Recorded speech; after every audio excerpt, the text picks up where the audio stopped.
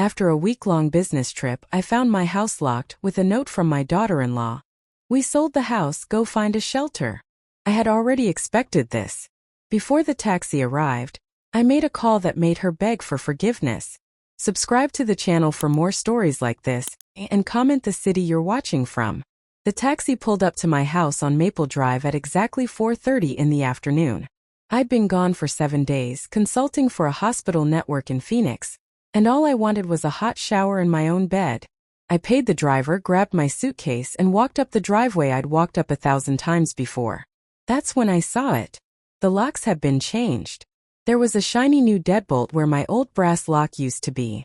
I stood there for a moment, my hand frozen on the door handle, my brain trying to make sense of what my eyes were seeing. Then I saw the note. It was taped to the door at eye level, written in my daughter-in-law's perfect, looping handwriting. The kind of handwriting that belongs to someone who took calligraphy classes and never let you forget it. Marilyn, we sold the house. Derek and I have moved on to better things.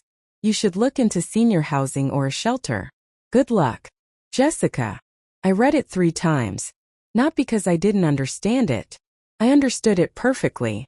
I read it 3 times because I needed to feel the full weight of what my son had allowed his wife to do. My hands didn't shake. I didn't cry. I'd already cried all my tears 6 weeks ago when I first realized what they were planning. I turned around and looked at my neighborhood. The Hendersons across the street were peeking through their curtains. Old Mr. Alvarez next door was watering plants that didn't need watering, his eyes darting toward me every few seconds. They knew. They'd all watched it happen. Mrs. Chun from 2 houses down actually had the decency to walk over. She was wringing her hands, her face full of that pitying expression I'd grown to hate over the years. Marilyn, I'm so sorry. They came with a moving truck 3 days ago. We didn't know what to say. Jessica told everyone you'd given them the house, that you were moving to be closer to your sister in Florida. I nodded slowly. It's all right, Helen. Thank you for telling me. She hesitated. Do you need to use my phone? Do you need somewhere to stay? No, thank you. I have everything I need. And I did. Because unlike my son and his manipulative wife, I plan ahead. I wheeled my suitcase to the front lawn, right there in view of all my nosy neighbors, and I sat down on it. Then I pulled out my phone and made the first call. While I waited for someone to answer, my mind drifted back to 2 years ago. That's when Derek first asked me to transfer the house into his name. We were sitting in my kitchen, the same kitchen where I'd raised him after his father died, where I'd made him breakfast before school every single day, where I'd held him when he cried after his first heartbreak. Mom, I need to ask you something important, he'd said, and his voice had that tone. The one that meant he'd rehearsed this. The one that meant Jessica had coached him. What is it, honey? Jessica and I have been talking. We think it would be better for everyone if the house was in my name. For tax purposes. For estate planning. You know, to avoid probate when the time comes. When the time comes. Like I was already dying. I don't know, Derek. This house is all I have. Your father and I bought it 38 years ago. I know, Mom. And you'd still live here. Nothing would change. It's just paperwork. But Jessica was there too, standing behind him with her hand on his shoulder. She was 29 years old, 12 years younger than my son, and she looked at me with those cold green eyes that never quite smiled even when her mouth did. We'd never ask you to leave, Marilyn. We just want to make sure Derek's future is secure. Surely you want that too. The way she said it. Like I was being selfish for hesitating. Like I was a bad mother for not immediately handing over the only thing I owned. I should have said no. I should have trusted my instincts. But Derek looked so hopeful, so eager to please his wife, and I convinced myself I was being paranoid. So I said yes. The lawyer I used was someone Derek recommended. Someone Jessica's father knew. I should have brought my own lawyer, but I didn't want to seem difficult. I didn't want Derek to think I didn't trust him. I signed the papers 6 months later.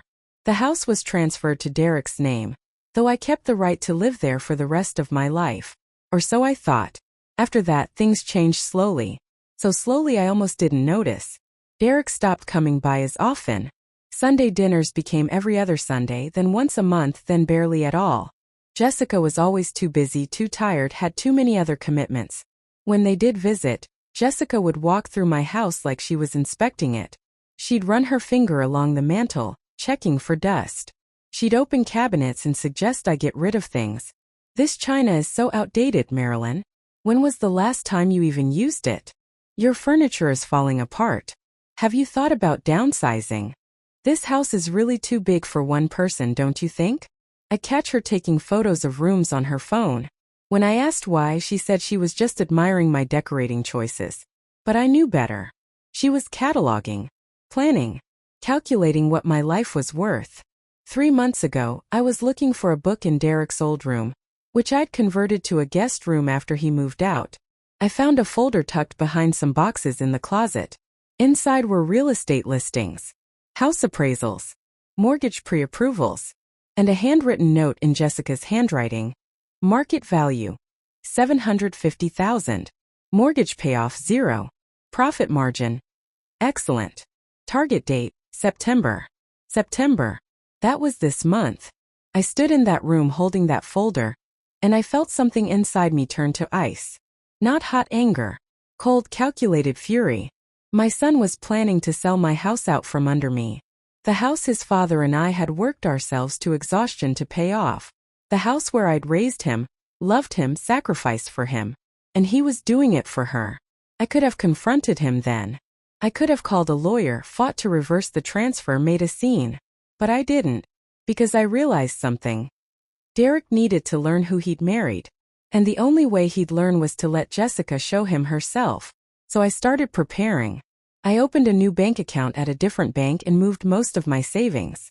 I gathered every important document, every photo album, every piece of jewelry that mattered, and I stored them in a safety deposit box. I made copies of everything related to the house, every utility bill I'd paid, every property tax statement, every receipt for repairs and maintenance. Because even though the house was in Derek's name, I'd never stopped paying for it. Every single expense for the last 2 years had come from my checking account. And then I installed cameras. Small ones, hidden in smoke detectors and picture frames. I know it sounds paranoid, maybe even crazy, but I needed to know what they said when I wasn't around. I needed proof. What I found was worse than I imagined. Jessica had been bringing people through my house while I was at work, showing it to potential buyers, telling them I was a bitter old woman who refused to move out, but that they were handling it. I watched her on those cameras, touching my things, laughing with strangers in my living room, planning my eviction like it was some kind of game. And Derek? He was there for some of it. He never stopped her. He just stood in the background, looking uncomfortable but saying nothing, choosing her over me over and over again. So when the hospital in Phoenix called about a week-long consulting job, I took it. I knew what would happen while I was gone. I'd seen the moving truck reservation on Jessica's computer screen during one of my camera recordings. I let them think they'd won. I let them pack up my life and sell it off. Because I knew something they didn't. The phone clicked as my call was answered. Morrison and Associates, how may I help you? This is Marilyn Porter. I need to speak with Thomas Morrison immediately. Tell him it's time. Because revenge isn't something you serve hot. You serve it cold, calculated, and absolutely devastating. And I'd had 2 years to make sure mine was perfect. Thomas Morrison's office was downtown, in one of those old buildings with marble floors and dark wood paneling. I'd been using him as my attorney for 15 years. Ever since my husband Richard died and left me drowning in paperwork and grief. I sat across from him now, my suitcase still at my feet. And he looked at me with those sharp gray eyes that never missed anything. They did it then? He asked. They did it. He pulled out a thick folder from his desk drawer. Then we proceed as planned. I nodded, but my hands were gripping the armrests of the chair so tight my knuckles had gone white. Thomas noticed. Marilyn, you can still change your mind. We can pursue other options that might be less nuclear. No. My voice came out harder than I intended. She needs to understand that some things have consequences. And Derek needs to see who he married. Thomas opened the folder and started spreading documents across his desk. All right. Let's review what we have. But my mind was already somewhere else, drifting back to the day I should have known. The day I should have put a stop to all of this before it started. It was Derek's wedding day 4 years ago. He was 37 and Jessica was 25. I'd voiced my concerns about the age difference gently, the way mothers do when they don't want to alienate their sons. "Mom, age is just a number," he'd said, with that dreamy look in his eyes that told me he wasn't really listening. The wedding was expensive. Too expensive for what Derek made as a middle school teacher.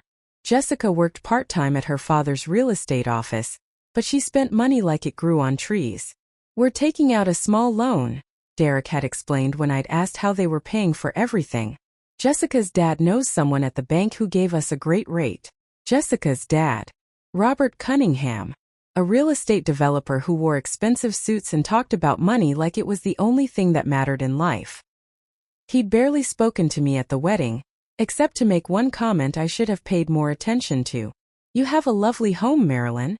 Prime real estate in that neighborhood. You ever think about selling?" "No, never. It's where I raised Derek. It's full of memories." He'd smiled, but it hadn't reached his eyes. Memories don't pay the bills. Just something to think about. I brushed it off then. Now I realized it had been the first move in a very long game. After the wedding, Jessica moved into Derek's apartment, and for a few months things seemed fine. They came over for Sunday dinners, and Jessica was charming. She complimented my cooking, asked about my work at the hospital consulting firm, acted like the perfect daughter-in-law. But there were moments. Small things I told myself I was imagining. Like the time she opened my refrigerator without asking and wrinkled her nose. "Marilyn, you really need to clean this out. Some of this stuff is expired." Or when she walked through my house and pointed out everything that needed updating. "These carpets are so worn. And this wallpaper, my God, is it original to the house?" "Yes, Richard and I picked it out together." "Well, it shows," she'd laughed like it was a joke. But Derek didn't laugh. He looked uncomfortable, caught between his wife and his mother, and he chose silence. That became his pattern. Silence. When Jessica suggested I was too old to be working full-time, Derek said nothing. When she complained that I'd given Derek a childhood bedroom set instead of buying them new furniture for their apartment, Derek apologized on my behalf. When she started calling me by my first name instead of Mom after I'd asked her not to, Derek told me I was being too sensitive. "She didn't have a great relationship with her own mother, Mom.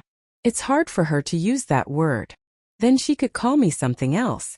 Anything else. But Marilyn feels so cold. You're overthinking it." But I wasn't. I was seeing exactly what she wanted me to see. That I didn't matter. That I was being slowly erased from my son's life. The house transfer request came about a year after they got married. And looking back, I can see how they set it up. First, Jessica started having financial troubles. Or at least she claimed she did. "Derek's salary just doesn't stretch far enough," she'd sighed during one Sunday dinner. "I don't know how we're going to afford a down payment on a house of our own." I'd felt guilty. Like I should offer to help. Like I was being selfish living in a whole house by myself while they were crammed in a 2-bedroom apartment. Then came the comments about estate planning. "You really should have everything organized, Marilyn. My father sees so many families torn apart after someone dies without proper planning." Derek had jumped on that. "She's right, Mom. We should talk to a lawyer. Make sure everything's set up correctly." And stupid trusting me, I'd agreed. The lawyer they'd chosen had been smooth. Professional. He'd explained everything in terms that made it sound like I was being smart, protecting my assets, making things easier for Derek after I was gone. "The house will still be yours, Mrs. Porter. You'll have a life estate, which means you can live there for as long as you want. This just simplifies things from a tax perspective." I'd signed. I'd actually smiled as I signed, believing I was doing something good for my son. Thomas's voice pulled me back to the present. "Marilyn, are you listening?" I blinked and focused on him. "Sorry. I was just thinking about how I got here." "Second-guessing yourself?" "No. Just angry that I didn't see it sooner." He tapped the papers in front of him. "You saw it when you needed to. And you did something about it. That's what matters now." I looked down at the documents he'd prepared. At the evidence I'd gathered over the last 6 weeks. Phone records showing Jessica calling real estate agents. Bank statements showing cash deposits I couldn't explain. Security camera footage of strangers walking through my house. And the most damning piece of all, the forged signatures on the sale documents. They sold the house without my consent. I said, and even though I knew it was coming, saying it out loud made it real. Made it hurt. They did. And that's fraud, Marilyn. Clear prosecutable fraud. Your life estate wasn't extinguished just because Derek transferred title. You still had legal rights to that property. Jessica convinced him I'd agreed. I saw it on the security footage.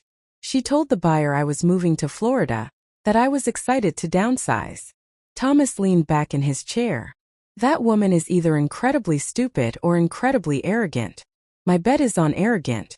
She thought you'd just roll over, that you'd be too embarrassed or too scared to fight back. She thought wrong.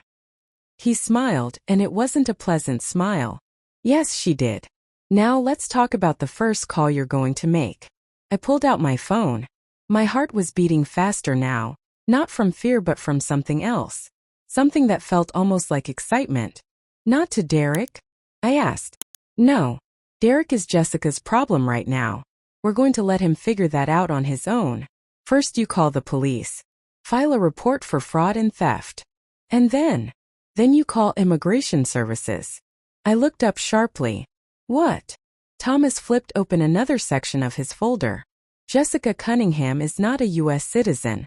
She's here on a conditional green card, obtained through marriage to Derek. I did some digging after you asked me to.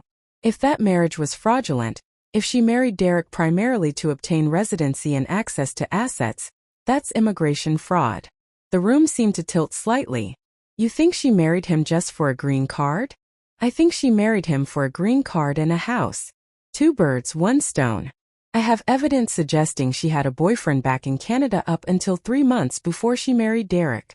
I have social media posts she deleted, but that I managed to recover where she joked about marrying a U.S. teacher for citizenship. I felt sick. Not because of what Jessica had done, but because of what it meant for Derek. My son had been used in every possible way. If we report this, Thomas continued, and if the investigation finds merit, she could be deported. And Derek's life is going to fall apart. I closed my eyes. This was the moment. This was where I had to decide if I really wanted to burn it all down. I thought about that little boy who used to crawl into my lap when he had nightmares. The teenager who'd cried in my arms when his father died. The man who'd promised at Richard's funeral that he'd always take care of me. And I thought about that same man, standing in my house while Jessica brought strangers through it, saying nothing, doing nothing, choosing his wife's lies over his mother's love. I opened my eyes and looked at Thomas. Make the calls. All of them. He nodded once, picked up his phone and started dialing. While he spoke to someone about filing reports, I stared out the window at the city I'd lived in for 40 years. Jessica had made a bet. She'd gambled that I was too weak, too old, too attached to my son to fight back. She was about to find out just how wrong she was, because I'd spent 2 years being silent, watching, waiting. And now it was time to speak. And when I did, it was going to cost them everything. Thomas made 3 calls from his office while I sat there, my coffee going cold in my hands. Each call was like watching dominoes fall, one after another, and I felt a strange mix of satisfaction and dread settling in my stomach.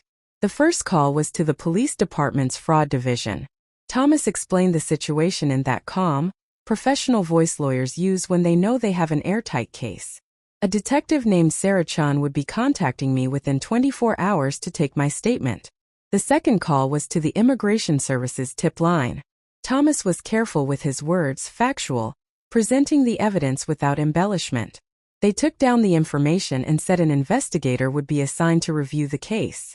The third call was the one I'd been waiting for. Thomas dialed a number from memory and waited. When someone answered, his voice changed, became almost friendly. David? It's Tom Morrison. I need to call in that favor you owe me. There was a pause while he listened. I have a client who's been the victim of real estate fraud. Her son and daughter-in-law sold her house out from under her using forged documents. I need you to freeze the transaction before the money changes hands. Another pause. Thomas glanced at me, and something in his expression told me this was the crucial moment. The closing was scheduled for tomorrow morning at 9. The buyers wired the earnest money 3 days ago, but the full amount hasn't transferred yet. If you move fast, we can stop this before it becomes a complete disaster. He listened for a long moment then smiled. I knew I could count on you. I'll have my paralegal send over all the documentation within the hour. Yes, including the police report number. Thank you, David.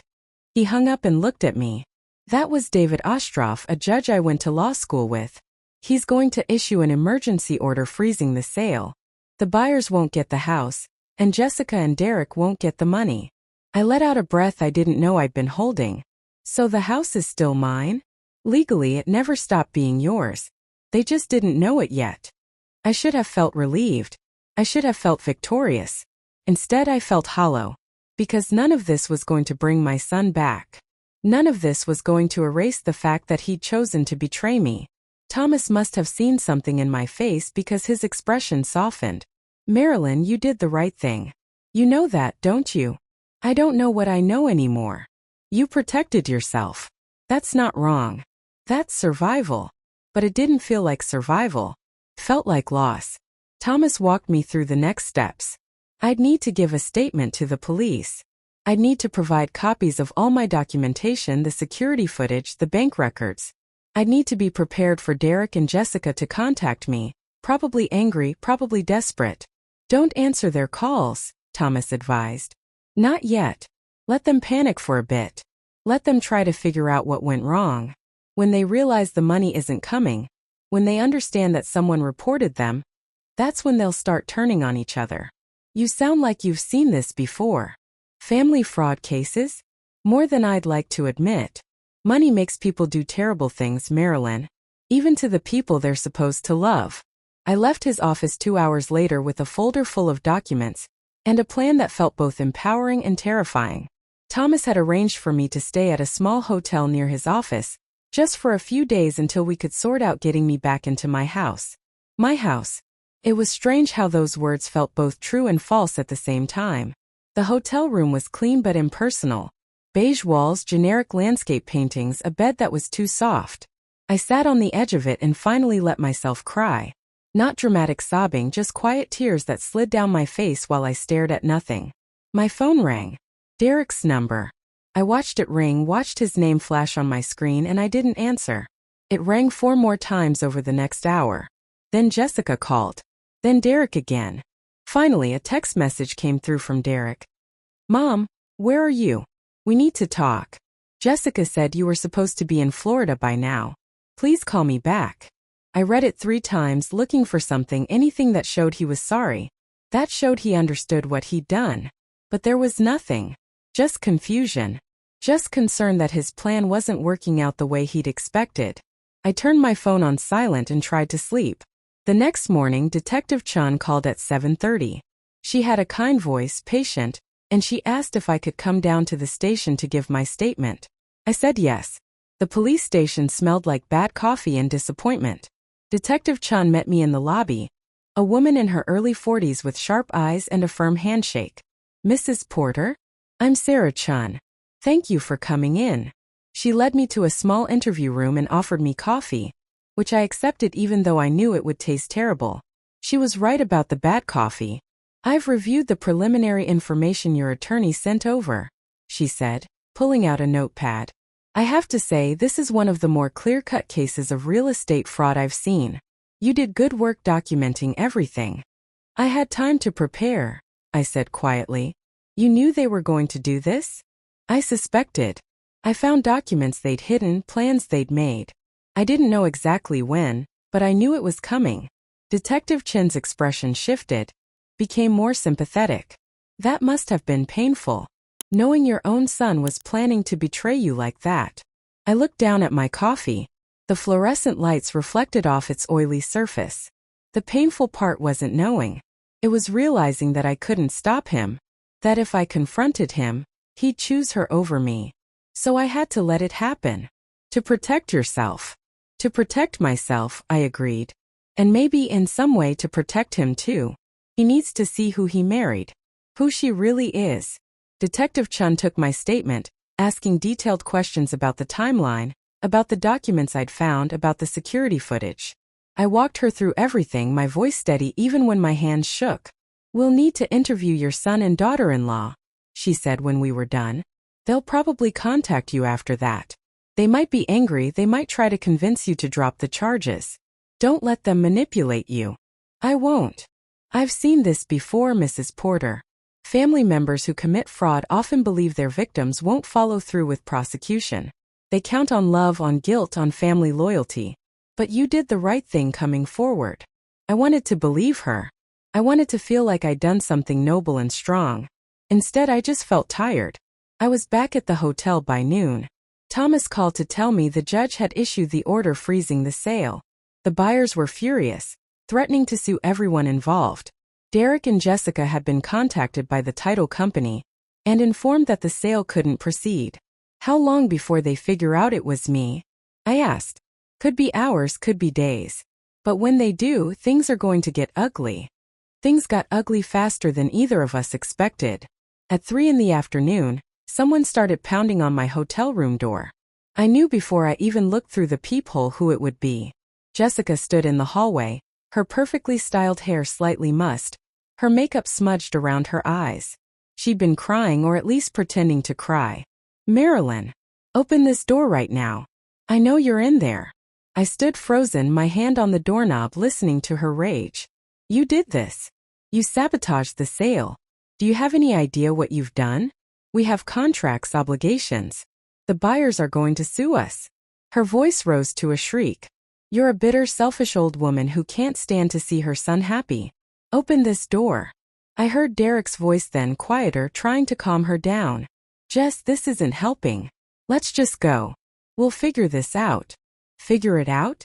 Your mother just destroyed our lives and you want to just leave? No. She needs to fix this. How did you find me? I called through the door, finally finding my voice. There was a moment of silence. Then Jessica laughed, but it wasn't a pleasant sound. Your neighbor saw you get into a taxi with your suitcase. She told me where the taxi company was. The driver remembered dropping off an old woman at a law office downtown. It wasn't hard to figure out the rest. I have nothing to say to you. You have to drop the charges. You have to tell the police this was all a misunderstanding. I closed my eyes, pressed my forehead against the door. No. Mom, please. Derek's voice now, and I could hear the desperation in it. Please just talk to us. Let us explain. Explain what, Derek? Explain how you sold my house without telling me? Explain how your wife has been planning this for months? I saw the documents. I saw the real estate listings. I watched on my security cameras while she brought strangers through my home. Silence. Then Derek's voice, smaller now. You had cameras? I had cameras. I had lawyers. I had plans. Because unlike you, I don't trust people who lie to me. I never lied to you. His voice broke. You stood by while she did. That's the same thing. Jessica's voice came back, venomous now. You're pathetic. You're a lonely old woman who's so desperate to control her son that you'd rather destroy his life than let him be happy. I'm not the one who destroyed anything, Jessica. You did that all by yourself. This isn't over, she hissed. We'll fight this. We'll prove you're mentally incompetent, that you don't understand what you're agreeing to. We'll get that house back. Good luck with that, I said, and I walked away from the door. They pounded for another 10 minutes before hotel security made them leave. I sat on my bed, shaking, listening to Jessica's threats echo in my ears. My phone buzzed with a text from Thomas. I heard from the title company. Jessica and Derek are looking for a lawyer. This is about to get very messy. I typed back. Let it get messy. I'm not backing down. Because I'd spent 2 years preparing for this moment. I'd spent 2 years being silent while they plotted against me.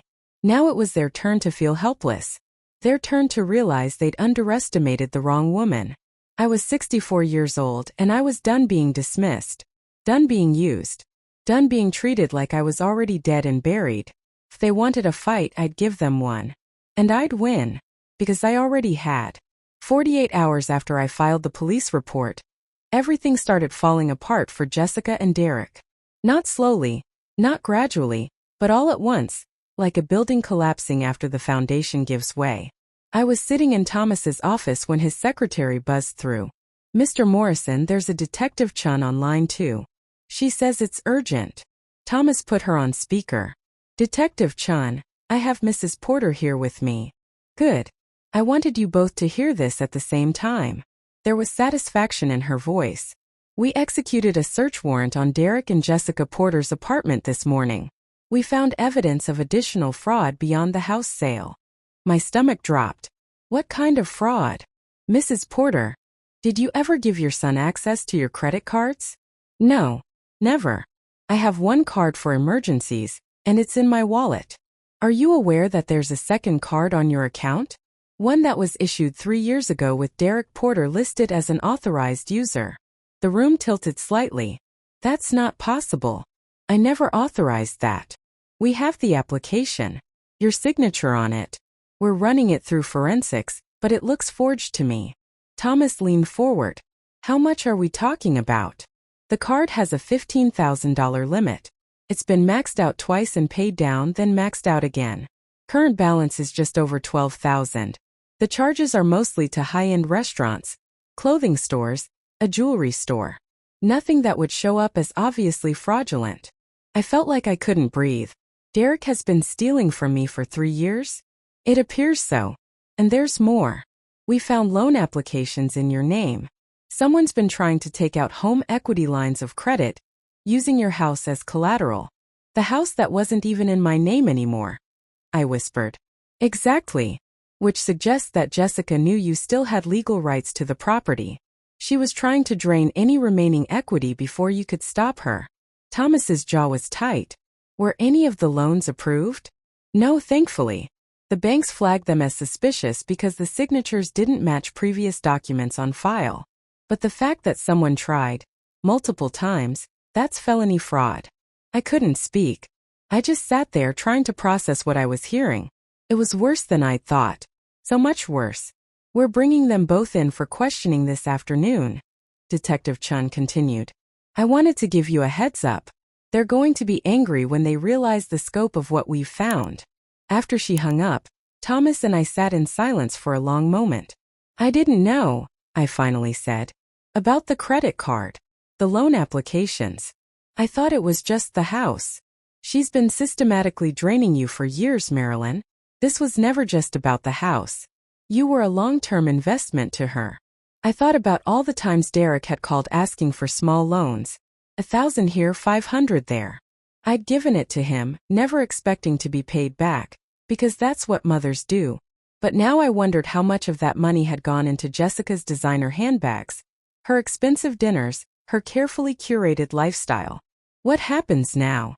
I asked. Now? Now the district attorney gets involved. This isn't just civil fraud anymore. This is criminal. They could both be facing jail time. Derek too. Thomas's expression was grim. Derek's name is on some of these documents. Whether he knew what Jessica was doing or whether she forged his signature too, that's something he'll have to prove. But either way, he's in serious trouble. My phone rang. Derek's number. I'd been ignoring his calls for 2 days, but something made me answer this time. Maybe I needed to hear his voice. Maybe I needed to understand how he could have done this. Mom. His voice was rough, like he'd been crying. Mom, please tell me you didn't know about this. Know about what, Derek? The police were here. They took our computers, our phones, our files. They're saying Jessica forged documents that she stole from you. They're saying I helped her. Did you? No. I swear to God I had no idea about any of this. The credit card, the loan applications, I didn't know. But you knew about selling the house. Silence. Long and damning. That was different, he finally said. That was just, we thought you'd agreed to move to Florida. Jessica said you told her you were ready to downsize. I never said that, Derek. Not once. You never asked me because you knew what my answer would be. She showed me text messages from you. She said you'd been talking about it for months. My hands clenched around the phone. She faked them. She faked text messages from me to convince you I wanted to sell. Did you even think to call me and confirm? Did you even think to ask me directly? He made a choke sound. I trusted her. She's my wife. And I'm your mother. Doesn't that count for anything? Of course it does. But you don't understand, she's been so stressed about money. Her father's business is failing, and she's been so worried about our future. So she decided to steal mine? She said we'd take care of you. She said we'd make sure you had a place to live, that we'd help you find something nice. She made it sound like we were helping you. I laughed and it came out bitter and hard. Helping me? Derek, your wife sold my house and told me to find a shelter. She left me a note on the door like I was trash she was throwing out. Does that sound like someone who wanted to help me? She was angry. You'd called the police, frozen the sale. She wasn't thinking clearly. She was thinking perfectly clearly. She's been planning this for years. The only thing she didn't plan for was me fighting back. Mom, please. You have to understand I love her. I made vows to her. I can't just abandon her because things got complicated. Complicated. My voice rose despite my efforts to stay calm. Derek, she committed fraud. She stole from me. She's been using you this whole time. And you're still defending her. She made mistakes, but she's not a bad person. Wake up. I was standing now, pacing Thomas's office. She married you for a green card and a house. That's it. That's all you ever were to her. That's not true. Then why did she have a boyfriend in Canada up until 3 months before your wedding? Why did she tell her friends online that she was marrying a stupid American teacher to get citizenship? The silence on the other end was absolute. How do you know that? Derek's voice was small. Because I hired investigators, Derek.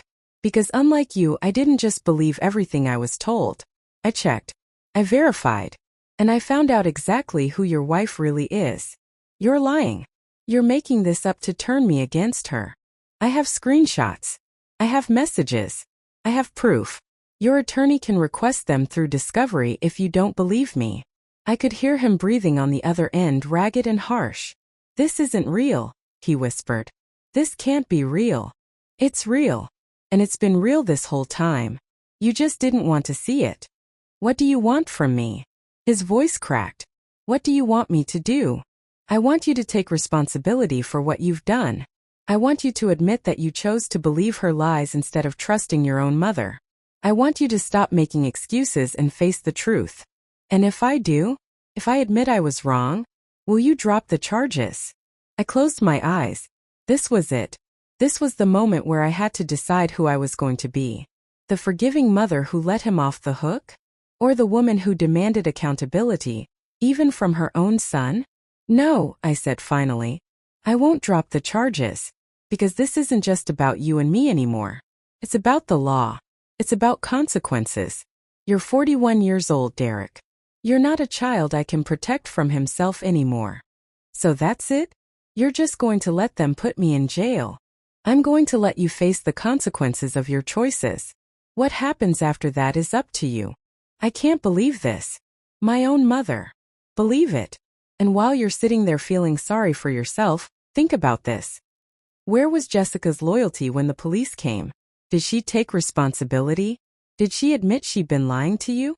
Or did she let you think you were equally guilty? Derek didn't answer. Talk to a lawyer, Derek. A real one. Not someone Jessica's father recommends. Get your own representation. And ask yourself if the woman you married is worth destroying your relationship with your mother over. I hung up before he could respond. Thomas was watching me with an unreadable expression. That was hard. That was necessary, I corrected. He needs to understand that I'm not going to save him from this. He's still your son. He's still my son, I agreed. But he's also a grown man who made terrible choices. And sometimes the most loving thing you can do is let someone face the consequences. My phone rang again. This time it was Jessica. I didn't even hesitate before sending it to voicemail. 2 minutes later she called again. And again. And again. Finally a text message came through. You think you've won? You've destroyed your own son. I hope you can live with that, you bitter old bitch. I showed it to Thomas. Save that. It might be useful. For what? For showing a judge exactly what kind of person she is. Over the next few hours Jessica called 12 more times. She left voicemails, each one more desperate than the last. The first few were angry. She called me every name she could think of, threatened to sue me for emotional distress, promised she'd find a way to make me pay. Then they shifted to pleading. She was so sorry she'd made mistakes. She'd just been so stressed about money. Couldn't I understand? Couldn't I find it in my heart to forgive? The last voicemail was different. Her voice was cold, calculated, and it sent chills down my spine. You want to play this game, Marilyn? Fine. Let's play. I'll make sure Derek never speaks to you again. I'll make sure everyone knows what a vindictive, cruel woman you are. I'll turn your whole family against you. And when you're old and dying in some nursing home, completely alone, remember that you did this to yourself. I listened to it twice, then saved it and sent it to Detective Chun. She called back within minutes. Mrs. Porter, I'm going to need you to consider filing for a restraining order. This woman is escalating. I will. And Mrs. Porter? I want you to know we're going to get her. What she's done, the evidence we have, she's going to face serious consequences. This isn't just about the house anymore. This is about a pattern of fraud and manipulation spanning years. After she hung up, I sat in Thomas's office and finally allowed myself to feel it. Not triumph. Not satisfaction. Just a deep aching sadness for the son I'd raised, the man he'd become, and the choices that had led us both to this moment. But I didn't regret it. Not for a second. Because some things are worth fighting for. And dignity, self-respect, and justice are among them. Even if it costs you everything. 3 weeks after I filed the police report, I finally went back to my house. Thomas had arranged for a locksmith to meet me there. And when I turned onto Maple Drive, I felt a strange disconnect between the familiar neighborhood and the person I'd become. The house looked the same. Same white siding, same blue shutters, same oak tree in the front yard that Richard had planted when Derek was born. But I wasn't the same woman who'd left it. Mrs. Chun from down the street was outside, pretending to check her mailbox. She waved tentatively and I waved back but didn't stop to chat. I wasn't ready for the questions, the curiosity, the thinly veiled judgment about what I'd done to my own son. Inside, the house felt empty in a way it never had before. Jessica and Derek had cleared out most of the furniture, leaving behind only the pieces they couldn't sell quickly. My couch was gone. The dining room table Richard and I had bought at an estate sale 30 years ago, gone. Even the curtains had been taken down. I stood in the middle of my living room and felt the weight of it settle over me. This was what they'd thought I was worth. Empty rooms and bare walls. The locksmith finished installing new locks and handed me 3 keys. All set, ma'am. Nobody's getting in here without your permission. If only it were that simple. After he left, I walked through each room, cataloging what remained and what had been stolen. In Derek's old bedroom, I found boxes they'd left behind in their hurry. Inside one was a stack of papers, documents they must have thought were worthless. But they weren't worthless to me. There were emails between Jessica and her father, discussing the house sale, plans for how they'd split the profits, discussions about which furniture would sell for the most money. And in the very bottom of the box, a letter Jessica had written but never sent. I sat on the floor and read it, my hands shaking. Dear Natalie, it began. Natalie was Jessica's friend from Canada, the one she'd known since childhood. I can't believe how easy this has been. Derek is so desperate to please me that he'll believe anything I tell him. His mother is loaded, she just doesn't spend any of it. That house alone is worth $750,000. And once it's in Derek's name, it's basically ours. I give it 2 years, maybe 3 before we can cash out and move somewhere decent. Derek's sweet, I guess, but he's boring. A middle school teacher who thinks grading papers is a personality trait. But he's American, he's trusting, and he signed the prenup without even reading it properly. I made sure of that. By the time this is all over, I'll have my citizenship, my money, and my freedom. And Derek? He'll have whatever his pathetic mother leaves him after we're done with her. I read it 3 times, each time feeling a new layer of betrayal settle into my bones. Not for myself but for Derek. For the son who'd believed he'd found love, who'd defended this woman even as she destroyed his life. I took photos of the letter with my phone and sent them to Thomas. Then I put it back in the box and sealed it up. Evidence. Everything was evidence now. My phone rang. I didn't recognize the number, but something made me answer. Mom. Derek's voice. But different somehow. Broken. Derek. I'm using a friend's phone. Jessica took mine after we got arrested. She said it was better if we didn't contact you. You were arrested? 2 days ago. They charged us both with fraud, identity theft, forgery. We spent the night in jail. He laughed, but it was a hollow sound. I've never been in jail before. Did you know that? I didn't know what to say to that. They set bail at $50,000 each. Jessica's father paid hers immediately. Mine took 3 days because nobody wanted to help me. Finally, one of my teacher friends put up the money. I'm sorry, I said, and I meant it. Not sorry for what I'd done, but sorry that this was what it had come to. Are you? His voice hardened. Because from where I'm sitting, you destroyed my life pretty efficiently. I didn't do this, Derek. Jessica did. I just refused to be her victim. You could have talked to me. You could have warned me instead of setting this whole trap and waiting for us to fall into it. Would you have listened? Silence. Would you have believed me if I told you your wife was using you? That she'd married you for a green card and a house? You didn't believe me when I had concerns about the age difference. You didn't believe me when I said something felt off about her. Why would you have believed me about this? I don't know, he whispered. Maybe I wouldn't have. But you didn't even try. I did try, Derek. For 2 years I tried. Every time I voiced a concern, you shut me down. Every time I questioned something Jessica said, you told me I was being paranoid. You chose her over me so many times that I stopped counting. She's my wife. She's a con artist. My voice rose despite my efforts to stay calm. She never loved you. She never even liked you. I found a letter she wrote to her friend. Do you want to know what it says? No. It says you're boring. It says you were easy to manipulate. It says she gave it 2 or 3 years before she could take the money and run. I was crying now, not for myself but for him. She called you pathetic, Derek. Those were her words. And you're still defending her. The sound he made was somewhere between a sob and a laugh. What else do I have? If she's gone, if what you're saying is true, then what do I have left? You have yourself.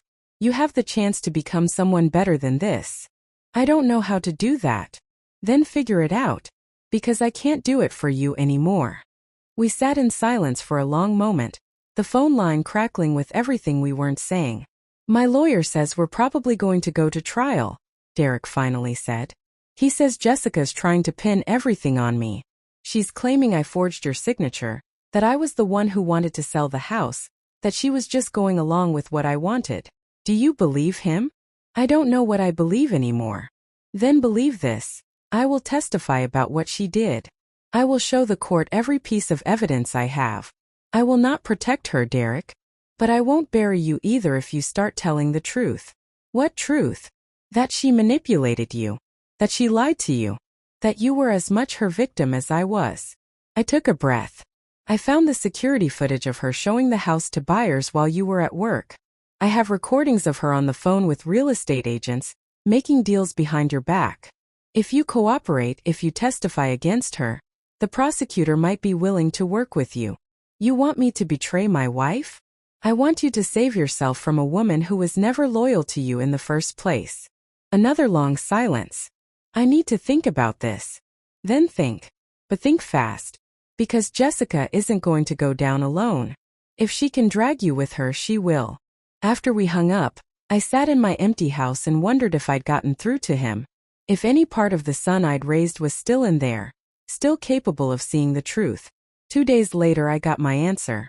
Thomas called me early in the morning, his voice urgent. Turn on the news. Channel 7. I found the remote and flipped through channels until I landed on the local morning news. There was Derek standing outside the courthouse with his lawyer. Mr. Porter, is it true you're cooperating with prosecutors in the fraud case against your wife? Derek looked tired, older than his 41 years. Yes. I've provided evidence that Jessica Cunningham was the primary architect of a scheme to defraud my mother. I was manipulated and lied to, but I acknowledge I should have questioned things more. I should have protected my mother instead of blindly trusting my wife. Do you have a message for your mother? Derek looked directly into the camera, and I saw tears in his eyes. Mom, I'm so sorry. For all of it. I know sorry doesn't fix anything, but I need you to know that I see it now. I see what she did. What I let her do. And I'm going to make it right. Even if it takes the rest of my life. The reporter turned back to the camera. In a dramatic turn, Derek Porter has agreed to testify against his wife in exchange for reduced charges. Jessica Cunningham's attorney has declined to comment, but sources say she's attempting to flee the country. I turned off the TV and sat in silence. Derek had made his choice. Finally, after everything, he'd chosen the truth. My phone rang. Thomas again. Did you see? I saw. Immigration Services picked up Jessica at the airport an hour ago. She was trying to board a flight to Toronto. They've revoked her green card pending investigation. Even if she beats the fraud charges, she's getting deported. I should have felt triumphant. I should have felt vindicated. Instead, I just felt tired. What happens to Derek now? If he cooperates fully, if he testifies, he'll probably get probation and community service. He'll lose his teaching license temporarily, but he might be able to get it back eventually. He'll have to pay restitution for the credit card fraud. And Jessica? She's facing 2 to 5 years minimum, possibly more. And then deportation. She'll never be able to come back to the United States. I thought about the woman who'd walked into my son's life with her perfect smile and her perfect lies. The woman who'd seen my family as nothing more than a meal ticket. She'd gambled everything on my silence, on my weakness. She'd lost. But winning didn't feel the way I'd expected it to. Felt hollow. Like I'd saved my house but lost something more important in the process. Thomas, I want to see Derek. Are you sure that's a good idea? No. But I need to do it anyway. Because at the end of the day, he was still my son. And maybe, just maybe, we could find a way to rebuild what Jessica had broken. Or maybe we couldn't. But I had to try. Because that's what mothers do. Even when their sons break their hearts. 8 months later, I stood in my kitchen making coffee on a Saturday morning. The house still felt different, but now it was a good different. I'd replaced the furniture Jessica and Derek had taken. Not with expensive pieces, but with things that felt like me. Comfortable. Lived in. Real. The dining room table was from a local craftsman. Solid oak that would last another 30 years. The couch was overstuffed and soft, the kind you could sink into with a book and lose track of time. I'd repainted the walls myself, choosing warm colors that made the rooms feel inviting instead of cold. It was my house again. Truly mine. A knock at the door interrupted my thoughts. I knew who it would be. Derek had been coming every Saturday morning for the last 4 months, ever since his trial ended. He stood on my porch holding a bag from the bakery down the street. He looked different now. Thinner, more tired, but also somehow more present. Like he'd finally woken up from a long sleep. Morning, Mom. Morning, sweetheart. Come in. We'd fallen into this routine slowly, carefully. At first, the visits were awkward. Full of long silences and things neither of us knew how to say. But gradually we'd found a rhythm. Coffee. Pastries. Conversation that stayed safe, neutral. We were learning how to be around each other again. Derek set the bakery bag on the counter and pulled out 2 blueberry muffins. My favorite. He'd remembered. How was your week? I asked, pouring coffee into 2 mugs. Long. The construction work is harder than I expected. He flexed his hands, showing me the calluses. But it's honest work. And it gives me a lot of time to think. Derek had lost his teaching license, at least temporarily. The school board had voted to suspend it pending a review in 2 years. So he'd taken a job with a construction company, doing manual labor, earning a fraction of what he used to make. Are they treating you all right? Yeah. Most of the guys don't know about the trial. And the ones who do, they figure I paid my debt. Nobody's giving me a hard time. We sat at the kitchen table, the morning sun streaming through the windows I'd had cleaned last week. Derek took a bite of his muffin and chewed slowly, like he was thinking about something. I saw the final divorce papers came through, he said finally. I heard. How do you feel about it? He was quiet for a long moment. Relieved mostly. Is that terrible? No. It's honest. I thought I'd feel sad, or angry or something. But mostly I just feel like I woke up from a nightmare. He looked at me, his eyes clearer than they'd been in years. She wrote me a letter from the detention center. Before they deported her. Did you read it? Yeah. She said she was sorry that she'd loved me, that circumstances had forced her to make hard choices. He laughed, but there was no humor in it. Even at the end, she couldn't tell the truth. Some people can't. They've lied so long they don't remember what the truth looks like. I should have seen it. All the signs were there. The way she talked about money. The The way she'd change her story depending on who she was talking to. The way she always had an excuse for everything. Derek, we've been over this. I know, but I need to say it. I need you to hear it. He set down his coffee and looked at me directly. I chose to believe her lies because it was easier than admitting I'd made a mistake.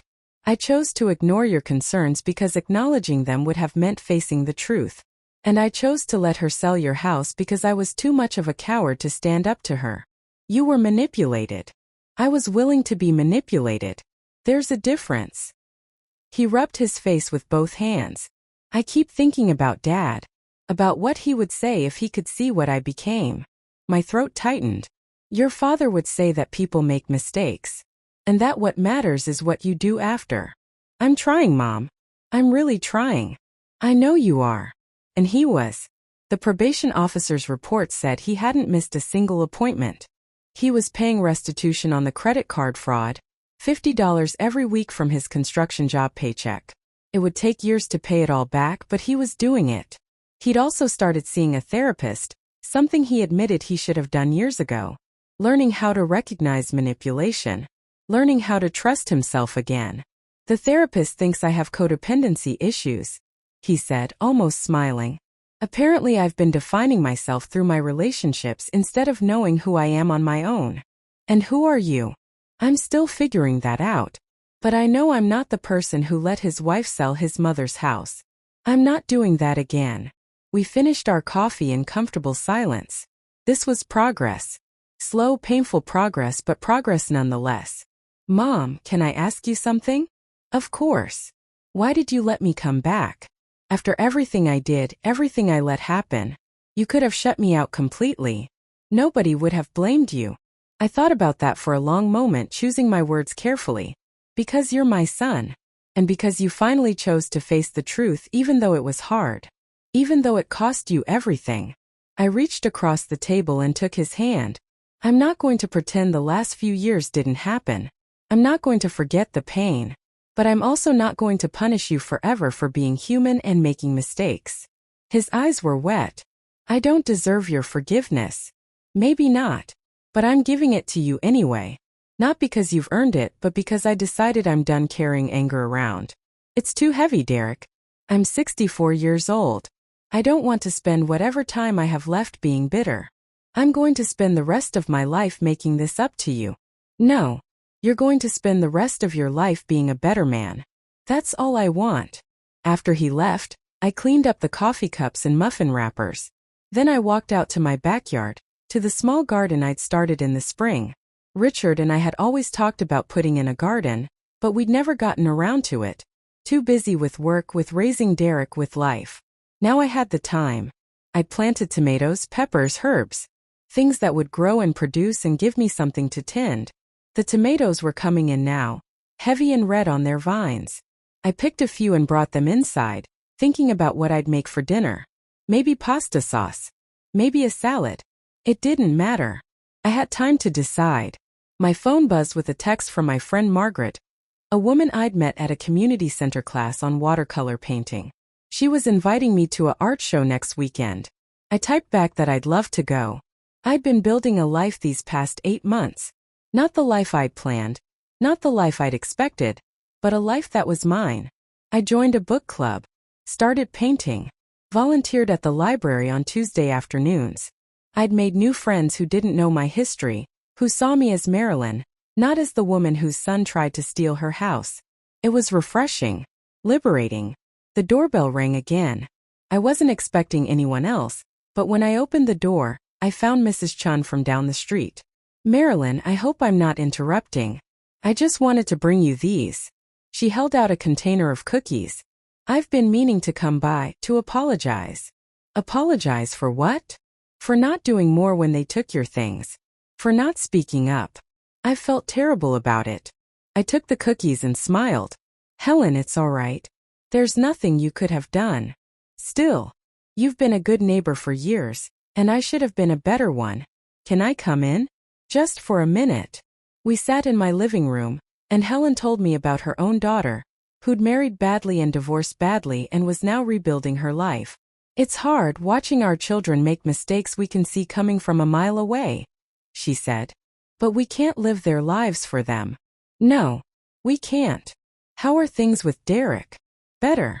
Slowly better. We're finding our way back to each other. I'm glad. Family is important, even when they hurt us. After she left, I sat in my living room and looked at the photos I'd put back up on the walls. Derek as a baby. Derek on his first day of school. Derek and Richard fishing at the lake. And newer photos too. One of me and Margaret at the art show. One of my garden in full bloom. One of the book club ladies at our last meeting. My life had been broken apart and reassembled, and the new version didn't look like the old one. But it was good. It was enough. I thought about Jessica sometimes, wondered what she was doing back in Canada. If she'd found some other person to con, some other family to destroy. Probably. People like her didn't change. But she wasn't my problem anymore. Derek stopped by again that evening, unexpected. He was holding a small wrapped box. I know it's not your birthday or anything, but I saw this and thought of you.